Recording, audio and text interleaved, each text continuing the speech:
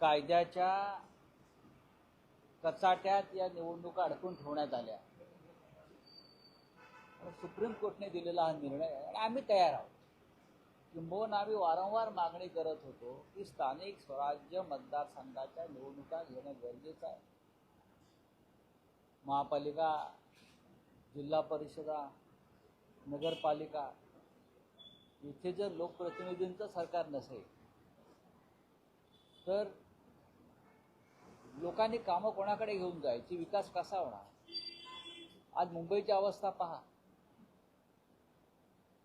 ठाण्यात जाऊन पहा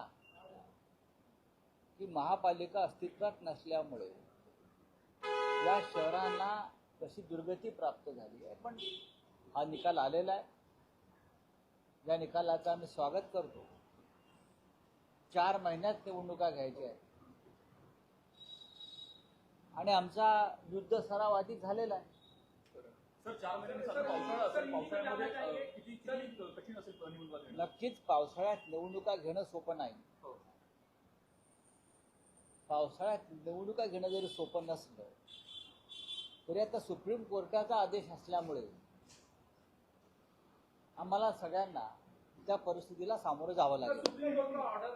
सुप्रीम कोर्ट का ऑर्डर आया है कि लोकल बॉडीज का चुनाव 4 महीने में आप लीजिए नोटिफिकेशन निकाल।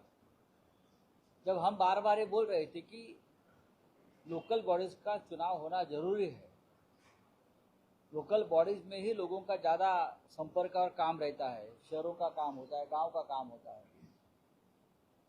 अब सुप्रीम कोर्ट का आदेश है 4 महीने के बाद चुनाव करिए। बारिश का दिन है, पूरे महाराष्ट्र में जो माहौल होता है पूरा बारिश और त्योहार का माहौल होता है,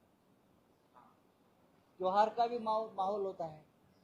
अब चुनाव उसमें हो रहा है, लेकिन हम तैयारी है, हमारी युद्ध सराव हमारा हो गया है, पहले से चल रहा है और हम सभी परिस्थितियों से सामना करके इस चुनाव के साथ जो तारीख आई है उनके साथ हम पालिकेचे 50 कोटी रुपयाहून जास्त नुकसान केल्याचं असं दावा म्हणतोय। आर्थिक गुन्हे शाखेकडे या संदर्भात एफआयआर देखील केलेली आहे। करू द्या ना। राऊत साहेब, महत्वाचा मुद्दा आहे ज्या ओबीसी आरक्षणामुळे हा सगळा निकाल झाला होता, सुप्रीम कोर्टाने सांगितले की जे आरक्षण होतं त्याच याने आपण कंटिन्यू नाही, सुप्रीम कोर्टाने जे निर्देश दिलेले आहेत त्यानुसार आम्ही काम करू। किस तरह से सब पार्टी साथ में आ रही है, क्या किस तरह से सर, किस तरह से जो राज ठाकरे हैं वो आगे की बात है, वो आगे की बात। चुनाव का निर्देश है, हम उसका पालन